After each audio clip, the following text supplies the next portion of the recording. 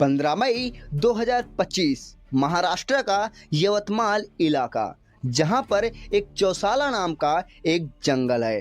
करीब शाम को जब एक टूरिस्ट का समूह उस जंगल के हाईवे से गुजरता है, उस जंगल की हवा बहुत ही प्यारी और खुशबूदार थी।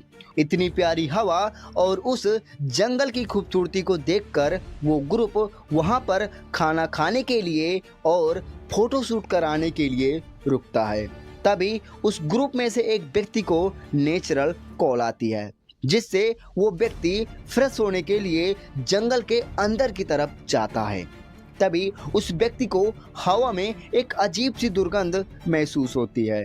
वो व्यक्ति इधर उधर देखता है तो उसे थोड़ा दूर कुछ मांस जलता हुआ दिखाई देता है, जिससे वो व्यक्ति सोचता है कि शायद किसी जानवर के मांस के टुकड़े जल रहे हैं। लेकिन जब वो व्यक्ति उसे पास जाकर देखता है तो उसके पैरों तले जमीन खिसक जाती है, क्योंकि वो जो मांस जल रहा था वो किसी जानवर के नहीं थे, बल्कि एक इंसानी शरीर के थे जो बुरी तरीके से जल रहा था। उस व्यक्ति ने तुरंत पुलिस को इन्फॉर्म किया, जिससे वहां की स्थानीय पुलिस तुरंत उस मौका वारदात पर पहुंचती है। उन्होंने देखा कि बॉडी पूरी तरीके से जल चुकी है, जिससे ये पहचान कर पाना मुश्किल था कि आखिरकार बॉडी किसकी थी।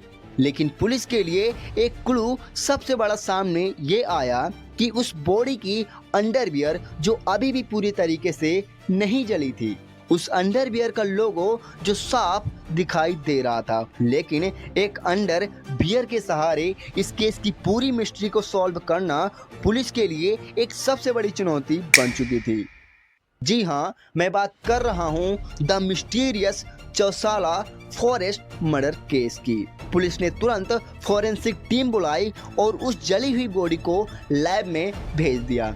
अब पुलिस के लिए सबसे बड़ा टास्क ये बन गया था कि आखिर ये जली हुई बॉडी किसकी थी।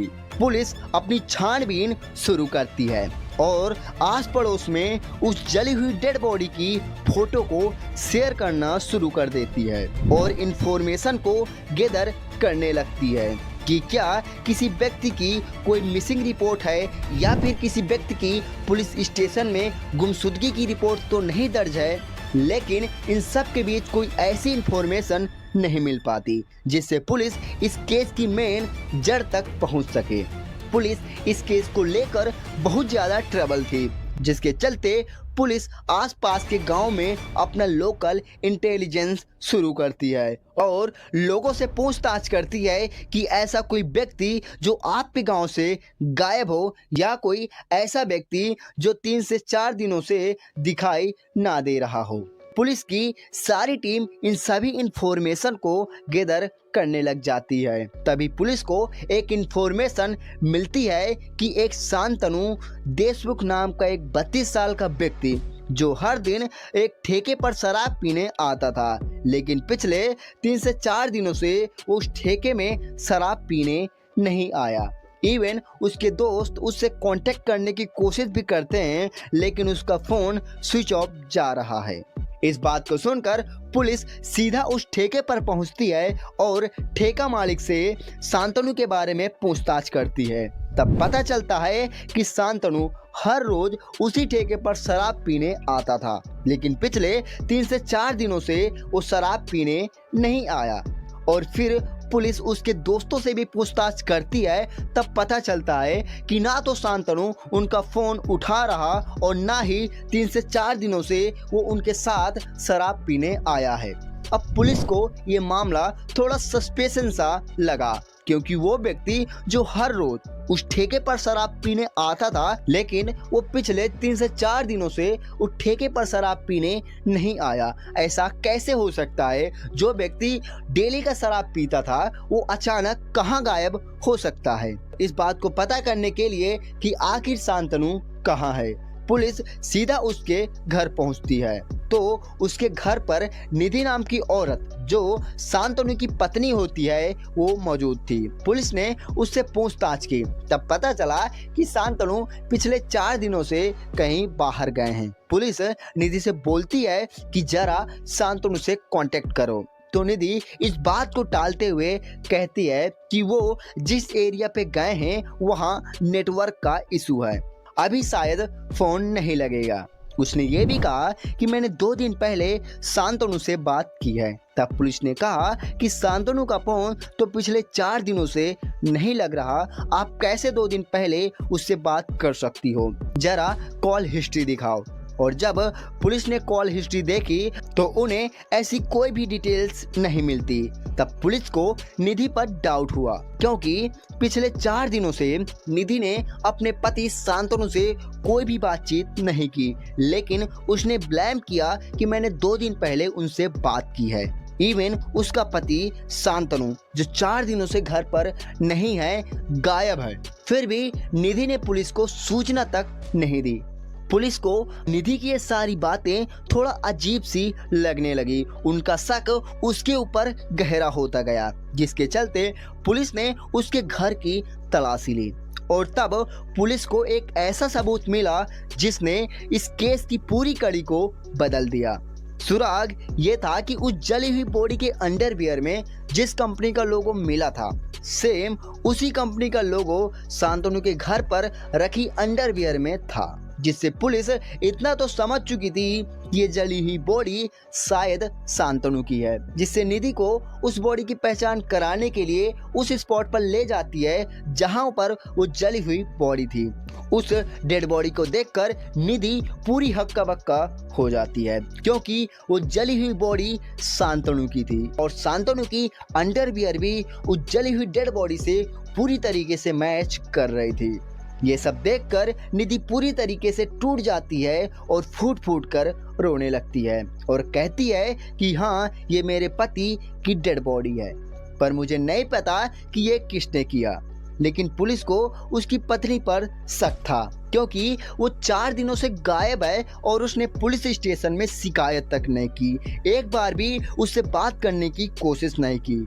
तो पुलिस कैसे मान ले कि उसका उसमें कोई हाथ नहीं था। और जब पुलिस ने अपने तरीके से निधि से पूछताछ की तब वो टूट गई और पूरा सच बता दिया। वो कहती है कि हाँ, मैंने ही अपने पति को इतनी दर्दनाक मौत दी है।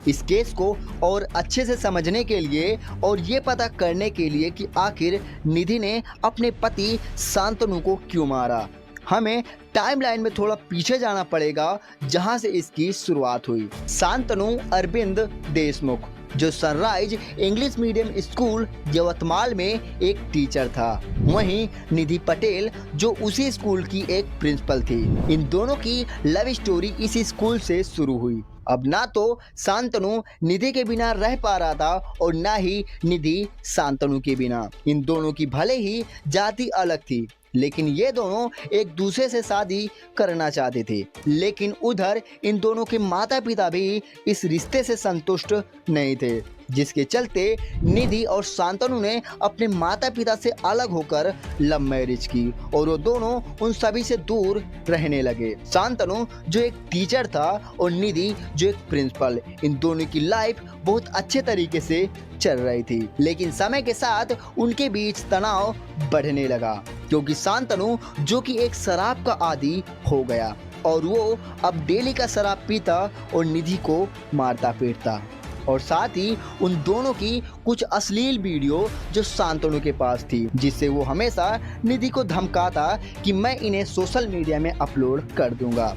शांतनु जो कि थोड़ा सनकी भी था, जिसे निधि को हमेशा डर लगा रहता था। निधि जो कि एक प्रिंसिपल थी और अगर शांतनु उसकी अश्लील वीडियो को सोशल मीडिया में अपलोड कर देता तो निधि की बहुत बदनामी होती और वो किसी को मुंह दिखाने लायक नहीं रहती, जिसके कारण उसने अपने पति शांतनु को मारने का प्लान बनाया। और इस प्लान को और अच्छे से एग्जीक्यूट करने के लिए उसने अपने 3 स्टूडेंट को इसमें शामिल किया, जो उसके पास ट्यूशन लेने के लिए आते थे। 13 मई को निधि ने अपने पति शांतनु को बादाम शेक में पॉइजन मिलाकर पिला दिया, जिससे उसकी डेथ हो गई। और अगली सुबह यानी 14 मई को निधि ने उन तीनों स्टूडेंट की मदद से उसकी बॉडी को चौसाला जंगल में फेंक दिया। जंगल में फेंकने के बाद उसने उसकी बॉडी पर पेट्रोल डालकर जला दिया ताकि ये बॉडी किसी की पहचान में ना आ सके। निधि जो इतनी शातिर थी कि अपने पति को मारने के बाद एक भी सबूत नहीं छोड़ा, पर एक अंडरवियर ने इस केस की पूरी मिस्ट्री को सॉल्व कर दिया। अब निधि जो कि पुलिस की कस्टडी में है और वो तीनों नाबालिग स्टूडेंट जो कि इस केस में सिर्फ एक मोहरा थे, वो भी अभी पुलिस की हिरासत में है। निधि जिसे अपने पति से बचने के लिए उसे पुलिस का सहारा लेना चाहिए था, लेकिन वो बदनामी के डर से उसने ऐसा गलत कदम उठाया।